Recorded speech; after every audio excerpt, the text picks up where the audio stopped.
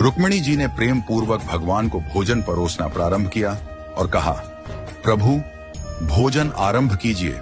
भगवान श्री कृष्ण बोले, रुक्मिणी हमारे घर में अतिथि आए हुए हैं, हम अतिथि के बिना अन्न का एक कौर भी ग्रहण नहीं कर सकते।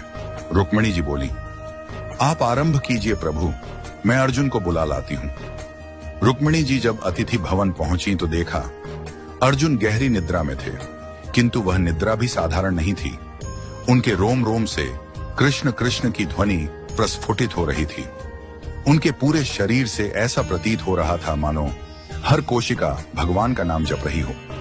रुक्मिणी जी उन्हें जगाना भूल गईं, उनके नेत्र नम हो गए। वह वहीं खड़ी हो गईं और मंद मंद स्वर में ताली बजाने लगी, जैसे किसी हरि कथा में प्रेम से भीगी भक्तिन हो।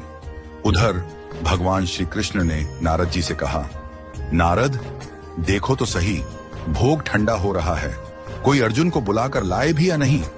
नारद जी तुरंत वीणा लेकर अतिथि भवन पहुंचे। उन्होंने वहां का दृश्य देखा तो स्तब्ध रह गए। अर्जुन का रोम रोम कीर्तन कर रहा था, रुक्मिणी जी ताली बजा रही थी। नारद जी को दिव्य प्रेम का साक्षात्कार हुआ। वे भी अर्जुन को जगाना भूल गए और वहीं बैठकर अपनी वीणा पर गोविंद गोविंद का मधुर कीर्तन करने लगे। अब उधर सत्यभामा जी ने प्रभु से कहा, प्रभु भोग ठंडा हो रहा है, आप तो भोजन प्रारंभ करिए।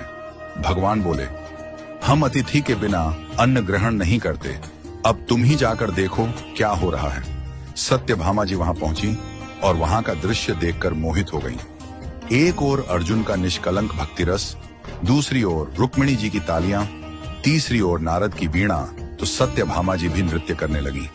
उनका मन उस भाव में इतना डूब गया कि वह भी अर्जुन को जगाना भूल गई। उधर भगवान बोले, सब कहते हैं भोग ठंडा हो रहा है, पर कोई हमें बुलाने वाला नहीं। लगता है मुझे स्वयं चलकर देखना पड़ेगा कि वहां ऐसा क्या हो रहा है जिसमें सब हमें ही भूल गए हैं। भगवान श्री कृष्ण वहां पहुंचे और जो दृश्य देखा वह अद्भुत था। भगवान के नेत्र सजल हो गए, प्रेम के अश्रु उनके नेत्रों से बहने लगे। उन्होंने धीरे से आगे बढ़कर अर्जुन के चरणों को अपने करकमलों से दबाना शुरू किया। जैसे ही भगवान के अश्रु अर्जुन के चरणों पर गिरे, अर्जुन चौंक कर उठे। वो बोले, प्रभु यह आप क्या कर रहे हैं? आप मेरे चरण दबा रहे हैं। भगवान ने मुस्कुराकर कहा, अर्जुन तुमने मुझे अपने रोम रोम में बसा लिया है, तुम्हारा हर कण मेरा नाम जपता है। जो मुझे इतना प्रेम करता है वह मेरे लिए सबसे प्रिय होता है। जो भक्ति न दिखावे की हो न प्रयत्न की, जो भक्ति स्वाभाविक हो, जो भक्ति सांसों में बसी हो, जो प्रेम निराकार न होकर सजीव हो, वही प्रेम प्रभु को बांधता है।